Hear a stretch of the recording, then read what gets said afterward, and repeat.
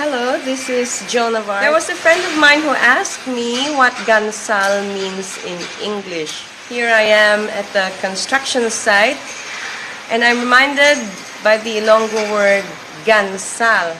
So when I heard this kind of noise, I decided to make a video in order to explain it to him and also to the rest of our viewers here. So GANSAL is an Ilonggo word that means this kind of noise. It's an annoying kind of noise, noisy. You can call it a din or a cacophony of just noise. It's not musical, it's not nice to listen to, and it's just GANSAL. It's just annoying to the ears. It's a rough kind of noise. So, you get the drift. That's what GANSAL means. GANSAL can be used to describe also a person who is loud, annoying, rough, and uses blunt words. So he or she is not very kind in her language. It's very gruff and rough. So that person is also GANSAL.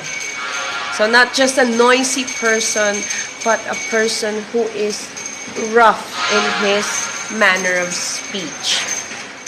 Loud, on the other hand, is gahod in Ilonggo. So this noise can also be described as gahod, loud. A person can also be gahod, loud. The opposite of this is TINONG.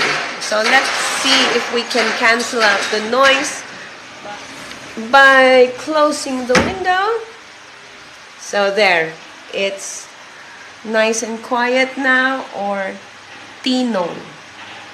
TINONG is silent, quiet, and another word would be hipos. Hipos, quiet, can be a verb, and the adjective quiet is also hipos. Or to be more precise, it's mahipos, or very quiet. TINONG, also quiet, peaceful, serene. So very quiet.